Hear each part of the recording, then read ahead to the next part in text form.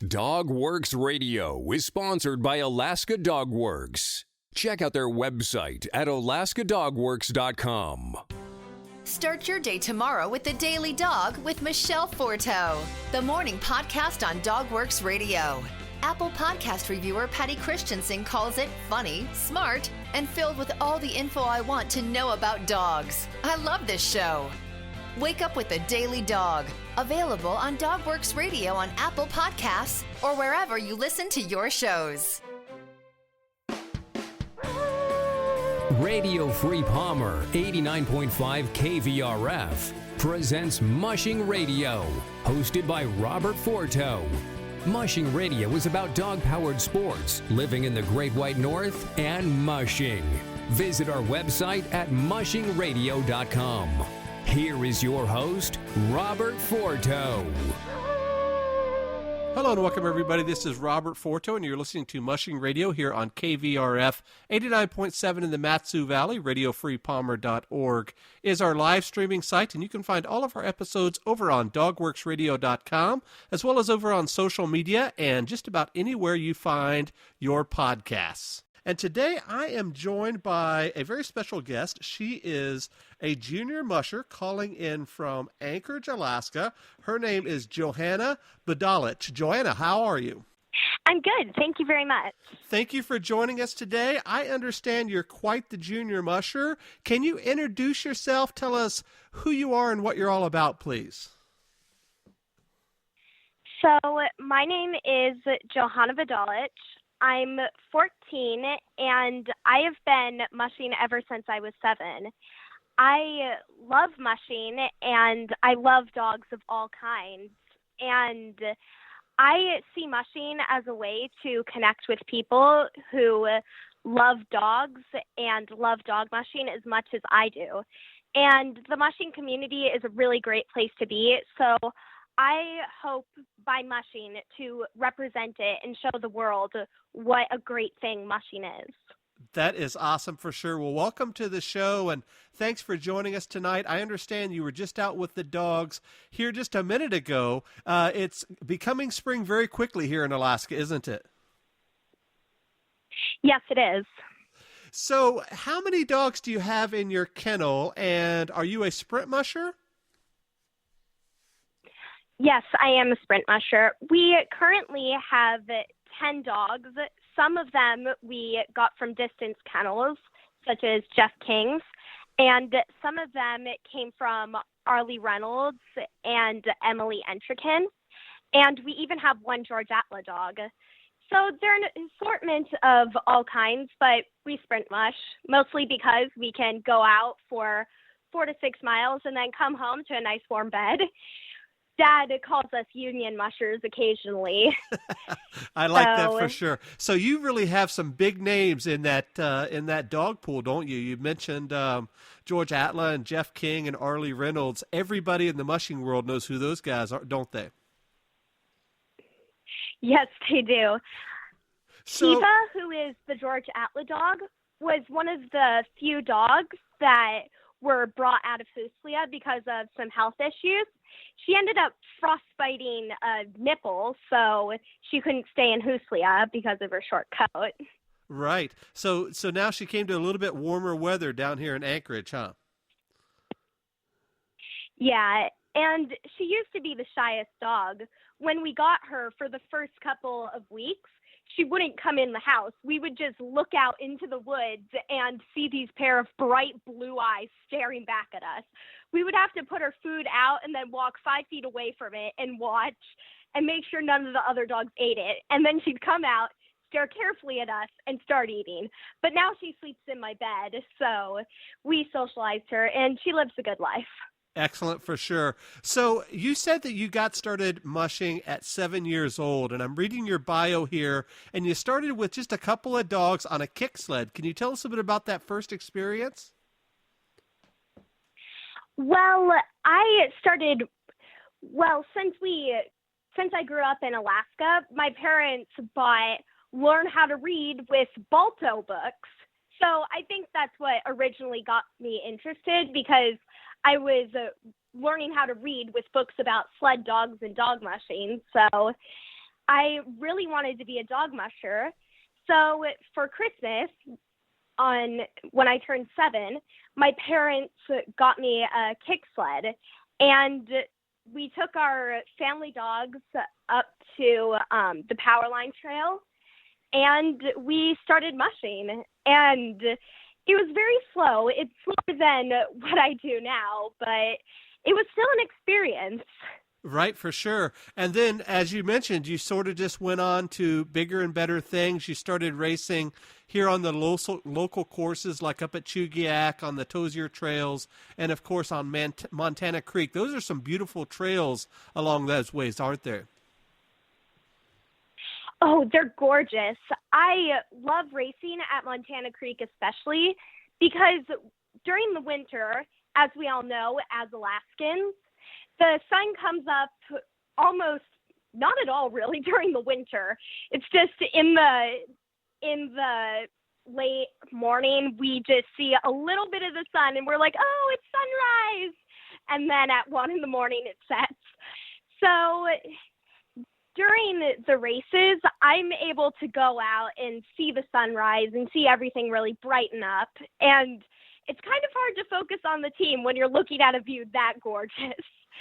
But it's honestly an honor to be out with the dogs and racing with them while looking at that kind of view. It really kind of reminds you of how things used to be before we had snow machines and cars and paved roads, when the only way of getting around was really by plane or by dog sled. Right, for sure. And then you started racing in some big races like the Junior World Championships. Can you tell us about that? Well, my first year of racing, I didn't have any dogs, so I was borrowing dogs from Lois Rockcastle. And I borrowed 2 dogs named Lava and Piva, who I mentioned before. At the end of that season, we got Piva, who is one of our first dogs. So we raced Lava and Piva, and we had another dog named Polar. So for the Junior World Championships, I raced Polar and Piva. And I didn't really do super well. I got 6th place out of 9 people, which is still something to be proud of for your first race, but yeah, hey, there's no not being proud of that for sure. So yeah, congratulations with that. And then in March of this year, evidently you did even better than before, didn't you? Yeah. I went to the Arctic Winter Games and raced out there, and I did pretty well, and I made a lot of friends. So I was extremely happy with how that went. So what is it like, Johanna, to travel around like that? You're not only staying in Alaska for that. I mean, you're literally traveling in some places that are pretty remote, aren't they? Yeah, I had never traveled internationally before that race. So it was a completely new experience to go all the way to Canada for one race. And it was an honor to have been accepted to join the Arctic Winter Games. And I would really like to thank the organizers of the games for allowing me to do that. And we traveled all the way there, and it was an experience, to be sure. Right. But we had to stop every 2 hours to let the dogs out, and we ended up getting pretty cramped.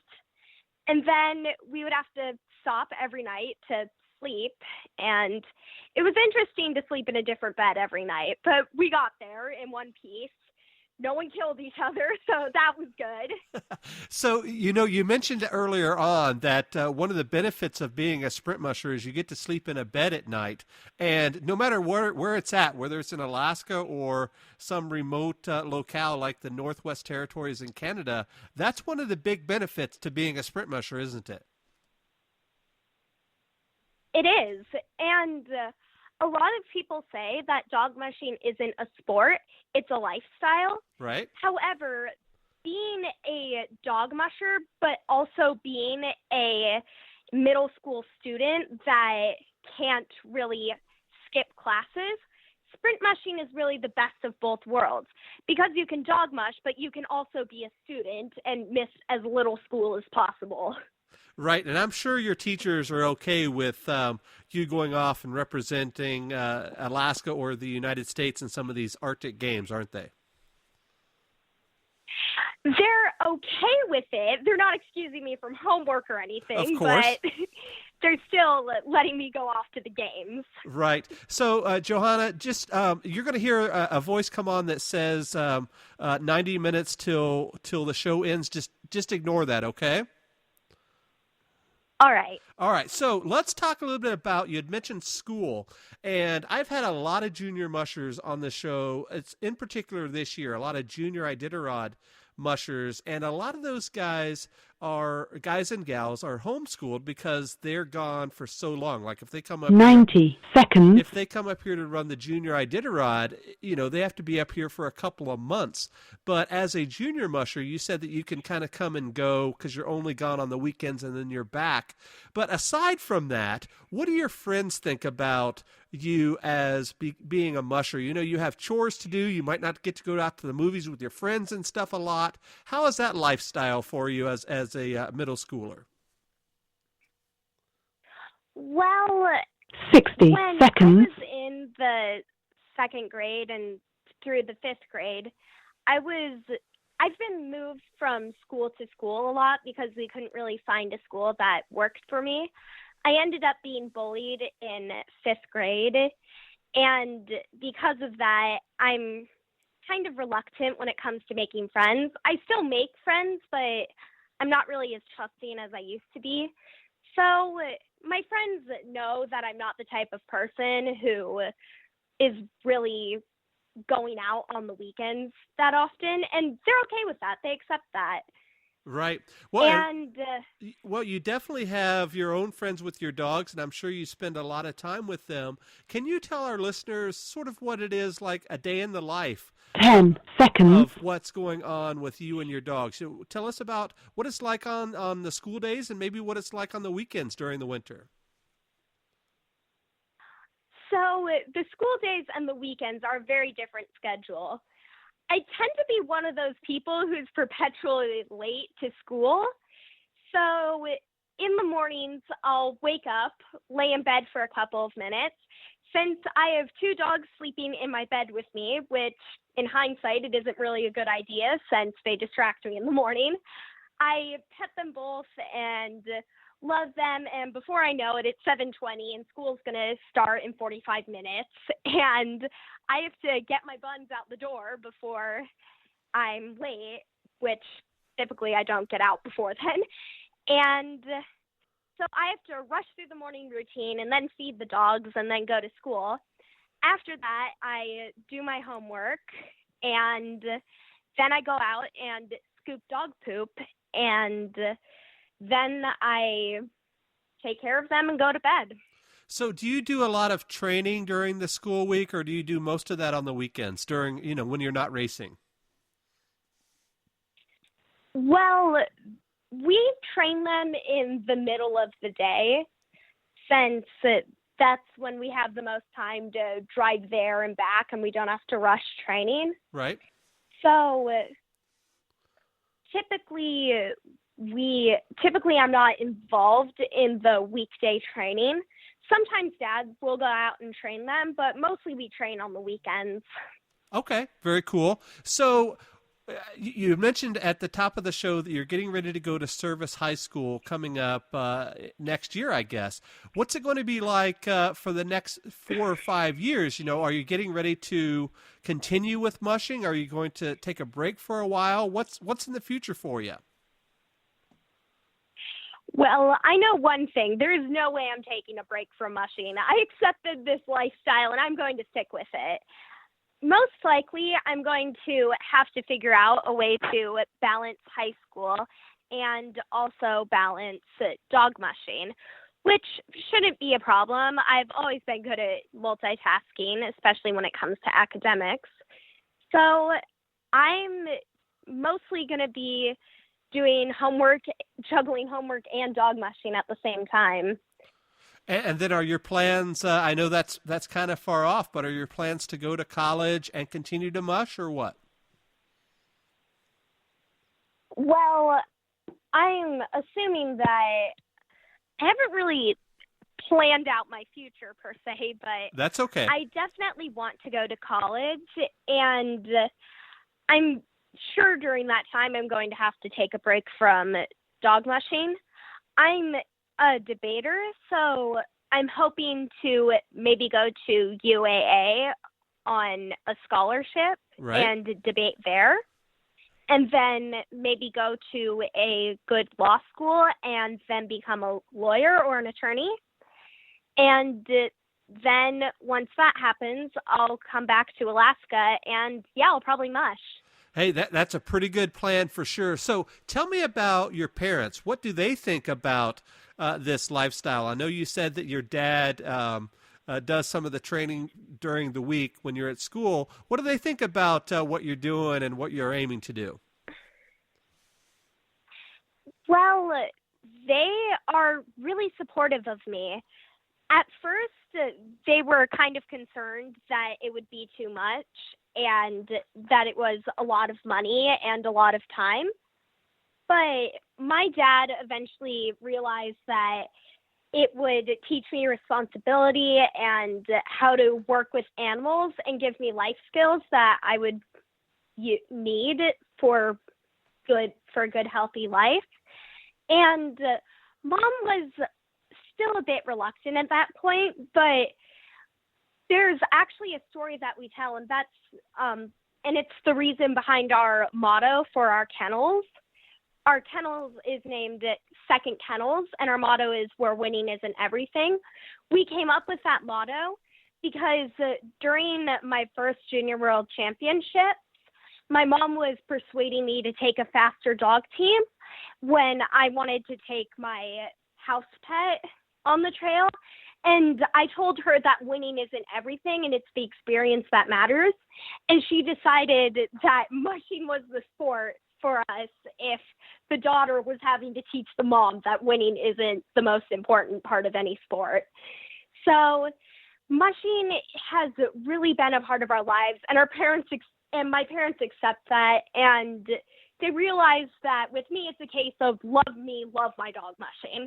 Excellent, for sure. So, Johanna, you had mentioned that you have 10 dogs in your kennel. Can you tell us a story or a favorite memory about one of those guys? Maybe who is one of your favorites? Maybe one of those dogs that gets to sleep in your bed at night?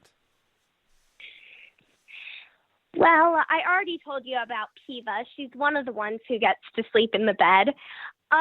Do you want to hear a story about all of them or just one? We only have time for one, I think. Otherwise, we'll be out here for hours, I think. Yeah, you will.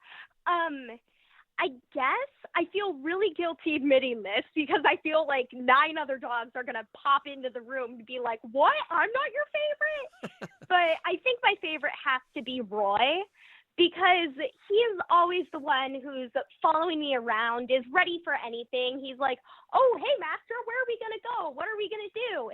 He's always there for me when I'm sad or when I'm happy. He's always got this cute Joker smile to follow me around with.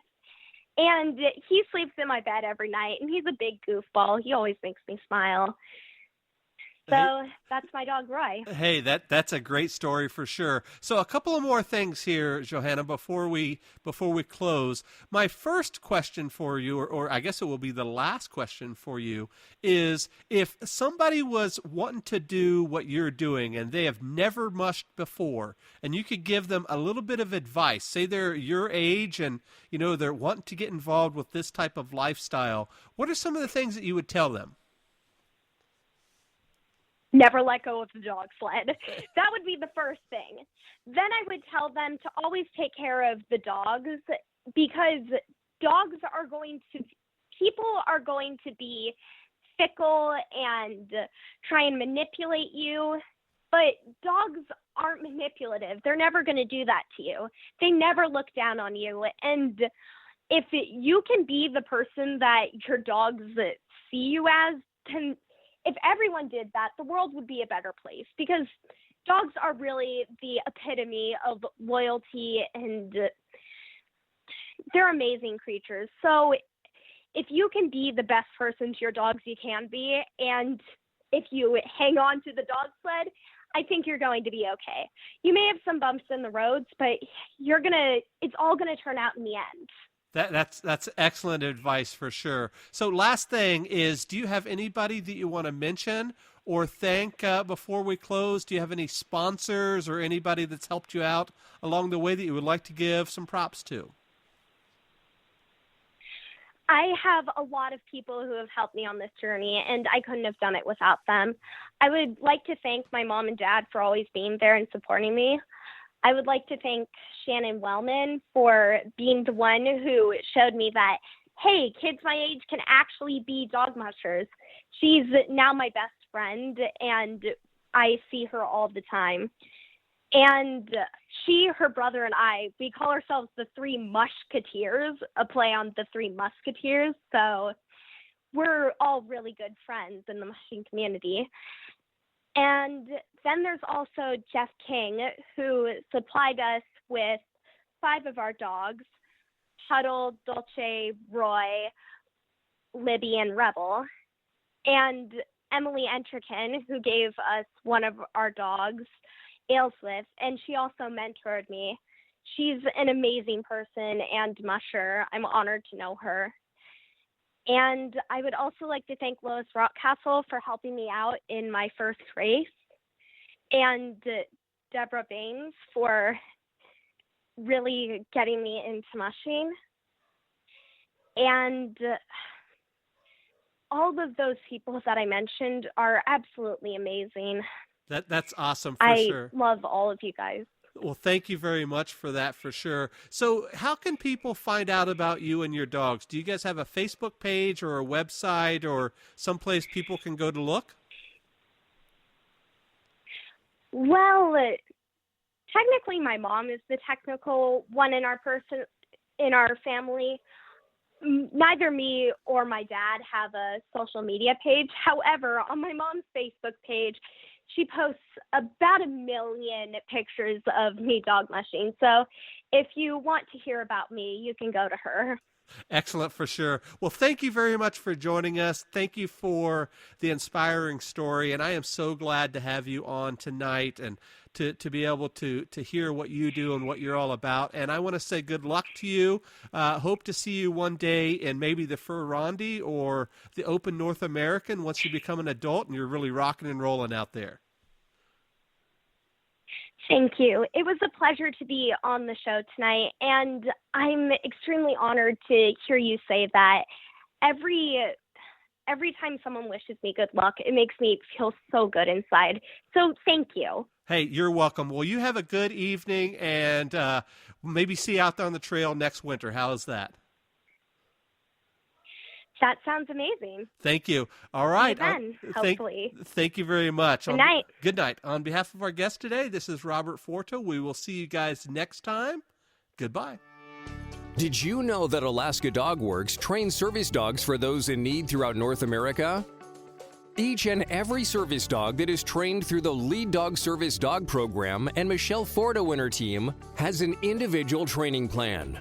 We train for autistic, mobility, psychiatric, and PTSD for our soldiers for service work. If you know of someone that may need a service dog, please take a moment and check out Alaska Dog Works on social media and at alaskadogworks.com. Hi, this is Alex Stein, co-host of Mushing Radio on Dogworks Radio. We just completed our first storytelling season on the 1925 Serum Run. Almost 100 years later, the 1925 Serum Run is something that is still inspirational, amazing, and in many ways larger than life. We've gathered all of these episodes together on one page to make it easier for you to listen to them in order. Just go to dogworksradio.com/serumrun. That's SERUMRUN, no space, dogworksradio.com/serumrun. And while you're at it, don't forget to subscribe to Dogworks Radio at Apple Podcasts, Stitcher, or wherever it is that you go to listen to podcasts. If you like our podcast, there are a few things you can do. You can take a couple of minutes and go to Apple Podcasts and leave us a 5-star review. You can also check out all of our DogWorks Radio sponsors and promotions in our show notes. Another thing you can do is go over to Facebook, like our Facebook page, and one last thing, please tell all of your friends by spreading the word about DogWorks Radio. Thank you so much for listening to us. We really appreciate you. DogWorks Radio is produced by Robert Forto. Logo art by Angry Squirrel Studios. DogWorks Radio is produced in conjunction with KVRF 89.7 in Palmer, Alaska. For dog training advice, you can contact Alaska DogWorks at 907-841-1686 or visit their website at alaskadogworks.com. If you have a show idea or would like to be a guest, please contact us by sending an email to live@dogworksradio.com.